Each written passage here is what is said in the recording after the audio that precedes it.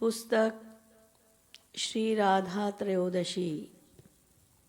पुस्तक श्री राधा त्रयोदशी, पद संख्या 12। पुस्तक श्री राधा त्रयोदशी, पद संख्या 12। गौर तनु चिदानंद बलिहार। श्री राधा रानी का, वृषभानु दुलारी राधा रानी का, किशोरी जी का जो शरीर है वो चिदानंद है।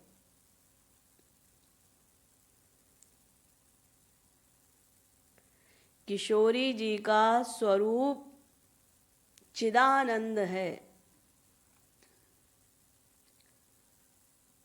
सच्चिदानंद आपने सुना होगा,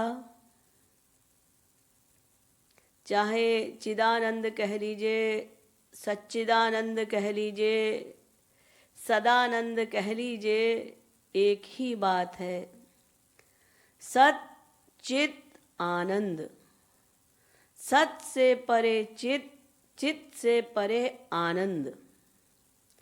तो चित में चित भी है और सत भी है।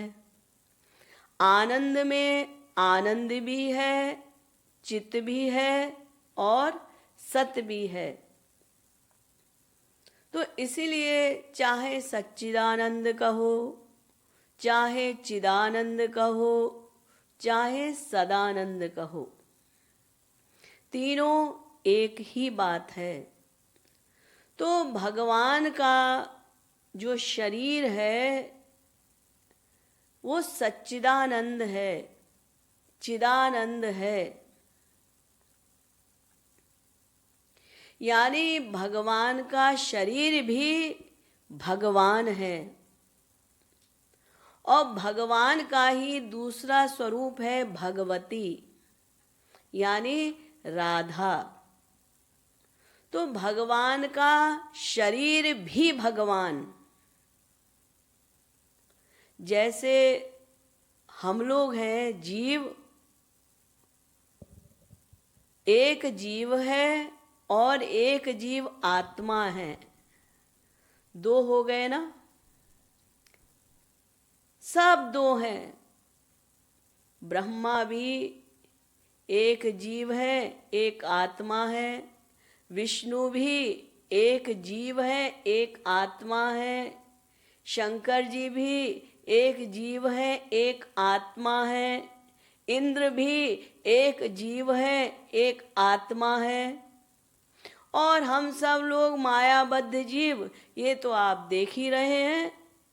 एक शरीर और एक आत्मा, दो है ना। और जब आत्मा निकल गई तो हम क्या कहते हैं, ये मिट्टी है। तो हम लोग दो हैं, लेकिन ये भगवान का जो शरीर है वो सच्चिदानंद है। जो पर्सनैलिटी है वो मैटीरियल नहीं है, प्राकृत नहीं है, चिन्मय है, दिव्य है। तो सच्चिदानंद भगवान एक ही मैटीरियल से बने हैं। भगवान भी और उनका देह भी सच्चिदानंद है। इसलिए महाराज जी ने संक्षेप में कह दिया कि राधा रानी का जो स्वरूप है वो चिदानंद है। लेकिन चिदानंद कहने से हमको क्या समझ में आए, ये चिदानंद कहते किसे हैं, ये चिदानंद बलाए क्या है। हमको चिदानंद कहने से समझ में नहीं आ रहा है। तो चिदानंद माने क्या? चिदानंद माने दिव्य, चिन्मय, अलौकिक। तो आप लोग कहेंगे ये तो शब्द ही है ना, शब्दों से हमको क्या समझ में आएगा। सुनते चले आ रहे हैं भगवान का शरीर दिव्य है, चिन्मय है, अलौकिक है, लेकिन सच्चिदानंद है। लेकिन चिन्मय माने क्या, चिदानंद माने क्या? ये एक स्वाभाविक प्रश्न मायाबद्ध जीवों का है कि चिदानंद कहते किसे हैं। तो श्री महाराज जी कहते हैं समझाया नहीं जा सकता, ये बताया नहीं जा सकता। संसार में किसी चीज को समझाना हो तो जो उपमा देते हैं, उपमान होता है, वो भी संसारी उदाहरण से देते हैं, संसारिक एग्जाम्पल से देते हैं। ये इसके समान है। उसकी वाणी कोयल के समान मीठी है, उसकी गर्दन कबूतर जैसी है, उसकी कमर शेर जैसी है, उसकी नाक तोते जैसी है, उसकी चाल हाथी जैसी है, मतवाली चाल है, उसकी आंखें हिरन जैसी हैं। इस संसारी चीजों को समझाने के लिए संसारी चीजों से उपमा दी जाती है और हम समझते हैं। जितना भी सौंदर्य है संसार में, तो यही कहते हैं ना, उसकी तोते के समान नाक है, उस हिरन के समान आंखें हैं, कोयल के समान मधुर वाणी है। लेकिन ये जितना भी सांसारिक सौंदर्य है ना, ये घटमान है, घटता जाता है और लिमिटेड है, सीमित है। 2 पॉइंट, संसार में जितना भी सौंदर्य है ये सीमित है, लिमिटेड है और घटमान है। आपने किसी लड़के को देखा, किसी लड़की को देखा, अरे ये तो बहुत सुंदर है, अच्छा 2-4 दिन उसके साथ आप रहे, अरे बहुत सुंदर तो नहीं, बस ठीक ठीक है, सो है, और उससे ब्याह हो गया, तो आप सबसे सुन लीजिए, तुमसे ब्याह करके हमारी लाइफ चौपट हो गई। होता है ना। तो ये जो संसार का सौंदर्य है, सुख है, ये एक तो सीमित है और दूसरा घटमान है, घटता जाता है। आपने ताजमहल देखा पहली बार, अरे वाह क्या बात है, कितना सुंदर ताजमहल है। आगरा में जो लोग रहते हैं उनसे कहो भाई चलो ताजमहल देखा है, हटाओ इतनी सर्दी में कौन ताजमहल देखने जाए, एक बार देख तो लिया था, रोज रोज बार बार देखकर क्या करना है। तो देखिए घट गया ना। तो ऐसे ही संसार में माँ हो, बेटा हो, पति हो, स्त्री हो, कोई भी व्यक्ति हो, कोई भी वस्तु हो, कोई भी चीज हो, वो सीमित है, घटमान है। पहले संसार में किसी से बहुत अधिक प्यार, फिर कम, फिर और कम, फिर और कम, फिर खत्म। लेकिन जो चिदानंद है, दिव्य है, अलौकिक है, उनका जो रस है, सौंदर्य है, उसमें क्या बात है, वो प्रतिक्षण वर्धमान है। देखिए संसारी सौंदर्य, संसारी सुख घटमान होता है, घटता जाता है और लिमिटेड होता है। लेकिन जो चिदानंदमय है, उनका जो सुख होता है, सौंदर्य होता है, वो प्रतिक्षण वर्धमान होता है, बढ़ता जाता है। तो भाई ये तो समझ गए, लेकिन चिदानंद का मतलब क्या हुआ? चिदानंद को कैसे समझे?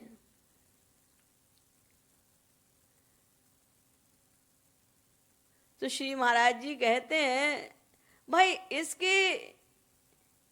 इसको समझाया ही नहीं जा सकता, इसको बताया ही नहीं जा सकता।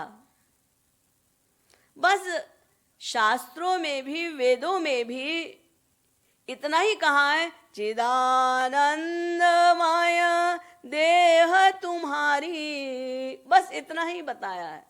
वो चिदानंद कैसा है, इसको ना वेद में बताया गया, ना गीता में, ना किसी संत ने इसके बारे में बताया। तो महाराज जी कहते हैं, मैं कैसे बता दूं चिदानंद किसे कहते हैं?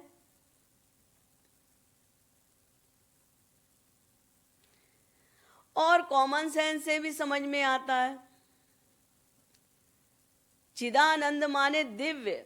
हमारी बुद्धि माइक है, प्राकृत है, तो हमको अपने क्षेत्र का ही अनुभव है। दिव्य चीज का हमको अनुभव कैसे हो? जैसे नीम के कीड़े ने किसी आदमी से पूछा कि भाई मिठाई क्या चीज होती है, मिठाई कैसी होती है, रसगुल्ला कैसा होता है? तो उससे पूछा नीम के कीड़े से, भाई तुमने गुड़ खाया है, शक्कर खाई है, चीनी खाई है? अरे भाई नहीं, मैं तो नीम का कीड़ा हूं, मैंने गुड़ नहीं खाया, शक्कर नहीं खाई। तो वो आदमी कहता है, अब इसको कैसे समझाएं, रसगुल्ला कैसा होता है, मिठाई कैसी होती है? अगर भाई गुड़ ही खाया हो तो फिर हम क्या कह सकते हैं? गुड़ से सैकड़ों गुना मीठा मधुर रसगुल्ला होता है, कह सकते हैं ना। लेकिन जब वो कह रहा है मैं नीम का कीड़ा हूं, मैंने कोई मीठी चीज खाई नहीं, तो बताइए नीम के कीड़े को वो सरस्वती बृहस्पति भी अगर आ जाएं तो उसको कैसे बताएंगे कि मिठाई क्या चीज होती है? इसी प्रकार भगवान भी अवतार ले लेकर आए।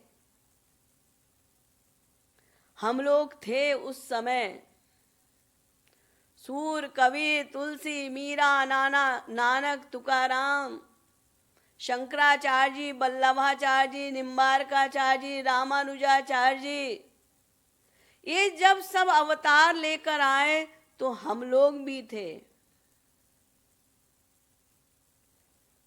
अरे ये नंद कुमार भगवान है?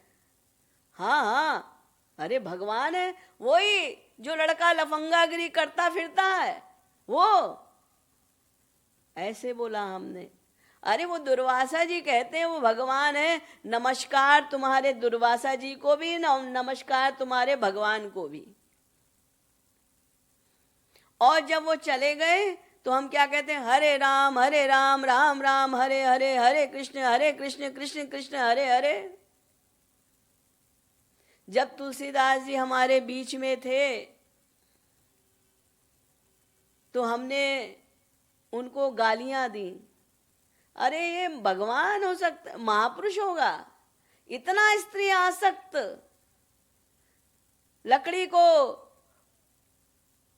लकड़ी से नदी पार कर गया, सांप को पकड़ के ऊपर चढ़ गया, इतना स्त्री आसक्त, ये महापुरुष नहीं हो सकता, ये महात्मा नहीं हो सकता।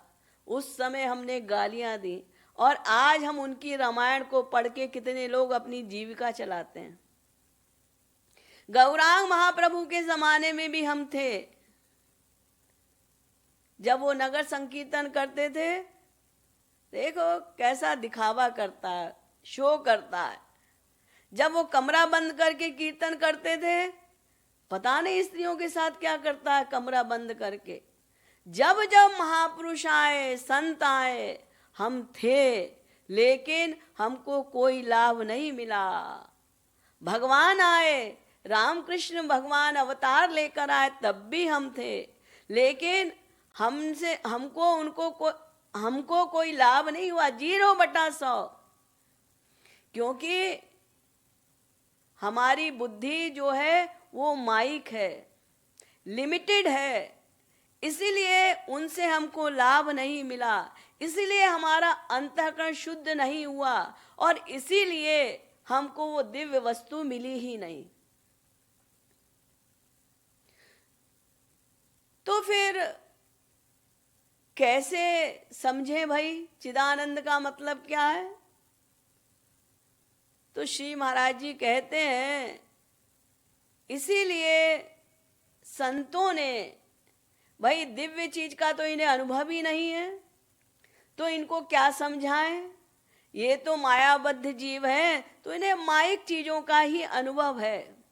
तो इसीलिए संतों ने सांसारिक एग्जाम्पल देकर ही हमको समझाने की कोशिश की। श्री राधा रानी का मुखमंडल कैसा है? चंद्रमा के समान है। उनका शरीर कैसा है? दिव्य है। उनके शरीर की कांति कैसी है? बिजली जैसी, बिजली की चमक होती है। उनके शरीर का रंग कैसा है? चंपा के फूल के समान उनका रंग है। ये जितनी भी एग्जाम्पल दी हैं संसारिक चीजों से ही दी हैं।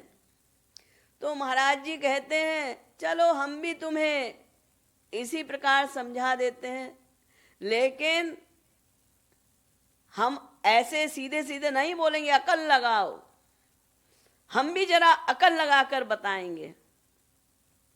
तो श्री महाराज जी बता रहे हैं, अगणित चंद्र सिंधु मंथन करी निकसे जो रस सार। अनंत चंद्रमाओं को इकट्ठा करो। हाजी ये कैसे करेंगे? अनंत चंद्रमा कहां से लाएंगे? प्रत्येक ब्रह्मांड में एक ब्रह्मा होता है, एक विष्णु होता है, एक शंकर होता है, एक चंद्रमा होता है, एक सूर्य होता है, एक मृत्युलोक होता है, एक स्वर्गलोक होता है। प्रत्येक ब्रह्मांड में ये एक एक होते हैं और अनंत ब्रह्मांड है। तो अनंत ब्रह्मा, अनंत विष्णु, अनंत शंकर, अनंत सूर्य, अनंत चंद्रमा, अनंत हो गए ना। तो असंख्य चंद्रमाओं को इकट्ठा करो। कैसे ही करो, करो। अब इकट्ठा कर लिया, अब उसको मथो। दही मथते हैं ना तो मक्खन निकलता है। तो अनंत चंद्रमाओं को इकट्ठा करो, उसको मथो, पीसो, घोटो। फिर उसका जो सार निकले, चंद्रमा में अमृत होता है ना, लेकिन चंद्रमा स्वर्गलोक में होता है वो भी मटेरियल। तो अनंत असंख्य चंद्रमाओं को इकट्ठा करो और फिर उसको घोटो, मथो, पीसो। फिर उसका जो सार निकलेगा अमृत, फिर उसको और मथो और पीसो और घोटो। फिर उसका जो सार निकलेगा, असंख्य चंद्रमाओं को इकट्ठा करो, फिर उसको घोटो, फिर उसको पीसो, फिर उसको मथो। फिर उसका जो सार निकलेगा, फिर उसको फिर मथो, फिर पीसो, फिर घोटो। असंख्य चंद्रमाओं का जो सार है उसे एक चंद्रमा के बराबर मथ के इकट्ठा करो। समझ रहे हो? जैसे आप लोग काढ़ा पीते हो ना किसी भी चीज का, तो क्या कहते हैं, उसको खूब काढ़ो। एक गिलास पानी रखो, जब वो कड़ कड़ के आधा गिलास रह जाए तब उसको छान के पियो, ऐसा कहते हैं ना। तो सोचो, अनंत चंद्रमाओं को इकट्ठा करो, फिर उसके सार को मथो, पीसो, घोटो, फिर उसका जो सार निकले फिर उसको मथो, घोटो, पीसो, फिर उसका जो सार है, यानी असंख्य चंद्रमाओं का सार, सार का सार जब एक चंद्रमा के बराबर रह जाए तो ऐसा है किशोरी जी का शरीर, कांति। अगणित चंद्र सिंधु मंथन करी, निकसे जो रस को सार। अनंत अगणित चंद्रमाओं का जो हमने सार निकाला मथ के, निकसे जो रस सार, फिर मथि रस सारऊ सार, फिर सार के सार को भी मथो, सो कांति गौर सरकार। सुन लीजिए बस। अब दूसरी एग्जाम्पल, चिन्मय दिव्य गौर तनु, दुति जनु दामिनी दिव्य निहार। कि कांति कैसी है श्री राधा रानी की शरीर की, बिजली के समान, बिजली की चमक के समान।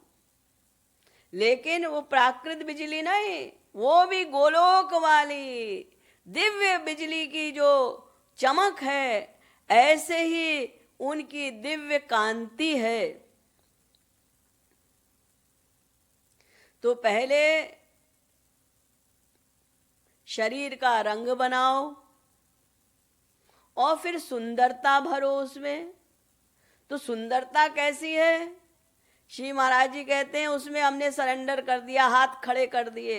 हम नहीं बता सकते कैसी है, लेकिन फिर हम जीवों पर दया आ गई तो श्री महाराज जी का चलो थोड़ा बहुत तुम्हें बता देते हैं। क्या? रति रस नागरी गुण आगरी पर, अगणित रति दऊ वार। सबसे सुंदर अनंत कोटि ब्रह्मांड में सबसे सुंदर कौन है? रति, कामदेव की बीबी श्रीमती जी। तो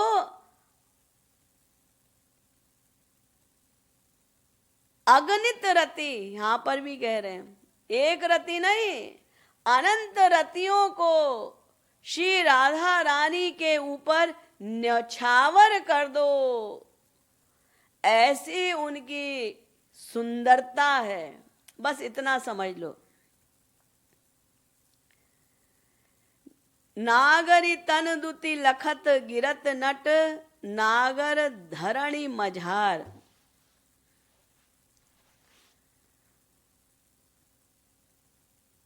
किशोरी जी कितनी सुंदर हैं।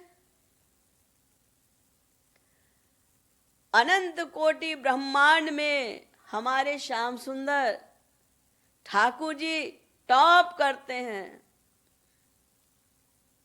उनके पास सब अनलिमिटेड है। सुंदरता अनलिमिटेड, मधुरता अनलिमिटेड, शक्ति अनलिमिटेड, गुण अनलिमिटेड। अनंत नाम रूपाय है वह, सुनते ना?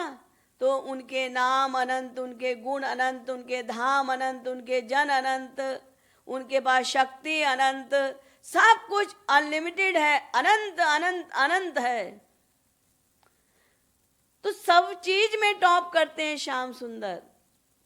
तो सब में टॉप करने वाले श्याम सुंदर जब नागरी श्री राधा रानी को देखते हैं तो वो भी नागर धरणी मझार, उनको श्री राधा रानी को देखकर मूर्छित होकर पृथ्वी पे गिर जाते हैं। तो समझ लो कितनी सुंदर होंगी, इतनी सुंदर है राधा रानी। कह कृपालु तनु रोम रोम ते, बह ब्रज रस की धार। श्री महाराज जी कहते हैं उन राधा रानी के रोम रोम से ब्रज रस की धार, ब्रज रस चूता रहता रोम रोम से। अब ब्रज रस क्या होता है? रस होता है ना। सबसे पहले आपने माँ का दूध पिया, हम सब लोगों ने माँ का दूध पिया, तो पहला रस वो, लेकिन प्राकृत। उसके बाद बहुत सारे माइक रस पीते हैं आप लोग, थम्स अप, स्प्राइट, ये भी रस है, फ्रूट जूस, ये भी रस है, लेकिन ये जितने हैं ये सब माइक हैं। इनसे अनंत गुना मधुर रस अमृत में होता है, वो स्वर्ग में है। और उससे अनंत गुना मधुर रस निराकार ब्रह्म में होता है। और उससे अनंत गुना रस प्रेमानंद में होता है, सगुण साकार भगवान में होता है। और प्रेमानंद से भी अनंत गुना रस जो होता है, यानी अंतिम रस, उसके आगे और कुछ नहीं है, अंतिम रस वो ब्रज रस है। वो ब्रज रस राधा रानी के रोम रोम से चूता है। ऐसी हमारी राधा रानी है, ऐसा उनका चिदानंद स्वरूप है। ये इसका हल्का फुल्का भावार्थ मैंने आपको बताया। जो मैं समझ पाई वो मैंने आपको बताया, बाकी तो बुद्धि से परे है।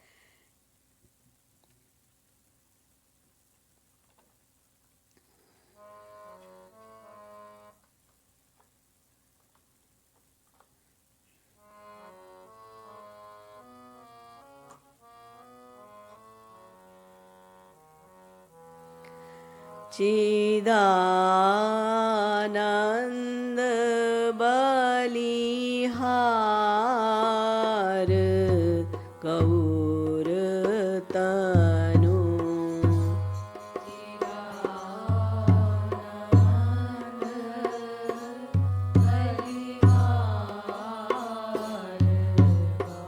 माइक करो। चिदानंद बलिहार गौर तनु,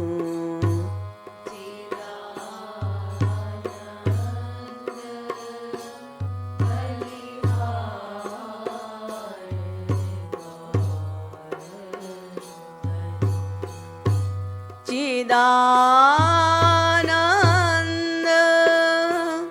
बलिहार गौर तनु,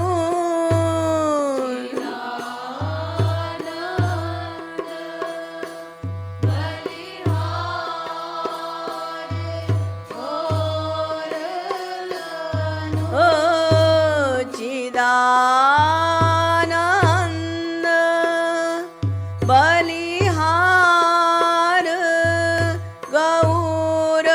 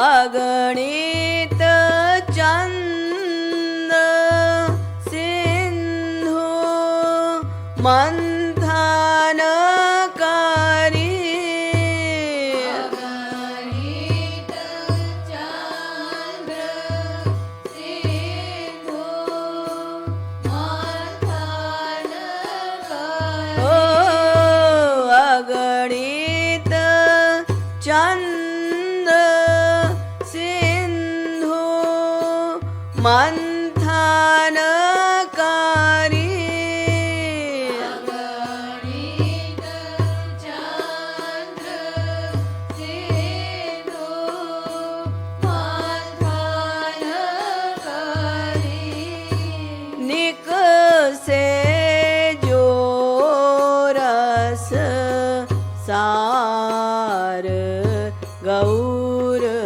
तनु निकसे जो रस सार गौर निकसे जो रस सार गौर तनु निकसे जो रस सार गौर मथिरस सार हूँ सार तत्व सो रस सार सार तत्व सो मथिरस सार हूँ सार तत्व सो रस सार सार तत्व सो कांति गौर सरकार गौर तनु कांति गौर सरकार गौर शांति कांति गौर सरकार गौर तनु कांति गौर सरकार गौर चिन्मय दिव्य गौर तनु दुति जानु माया दिव्य गौर दानो दुति जानो ओ चिन्मय दिव्य गौर तनु दुति जानु माया दिव्य गौर दानो दुति जानो दामिनी दिव्य निहार गौर तनु दामिनी दिव्य निहार गौर दामिनी दिव्य निहार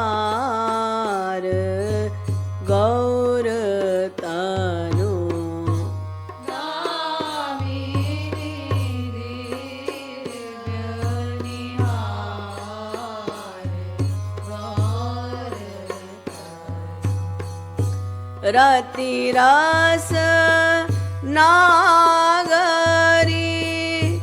गुण आगरी पर रतिरस नागरी गुण आगरी पर रतिरस नागरी गुण आगरी पर रतिरस नागरी गुण आगरी पर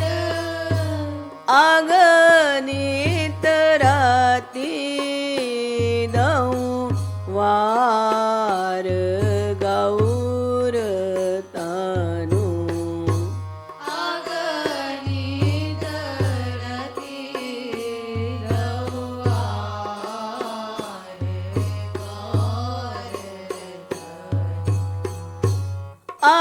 अगणित रति दऊ वार गौर तनु अगणित रति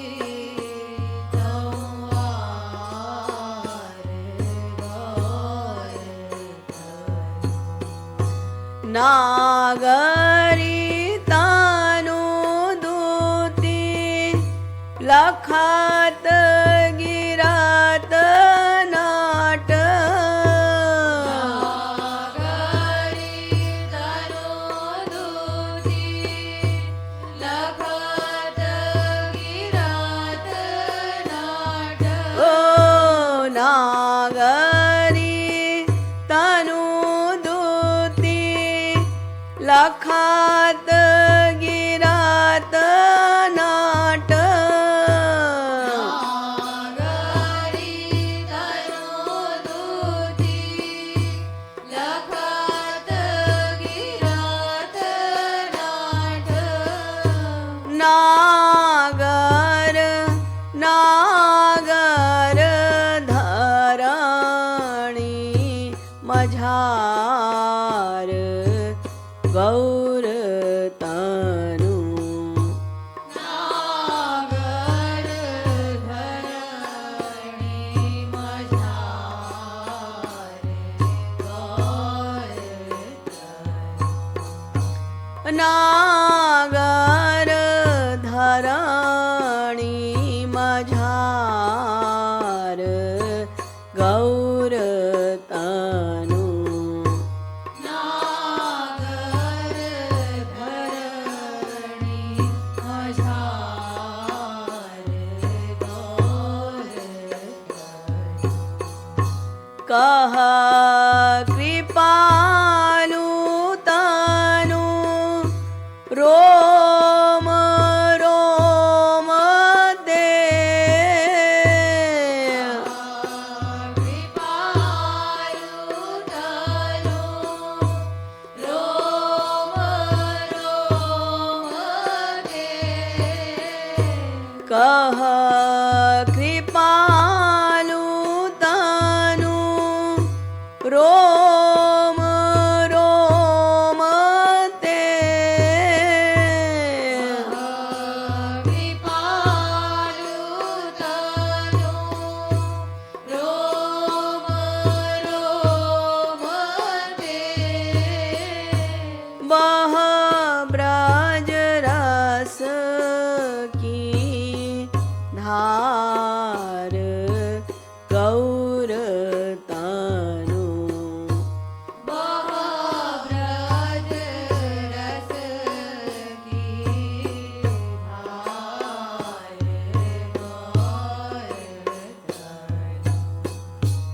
बह ब्रज रस की धार गौर तनु ब्रज रस की धार गौर दास।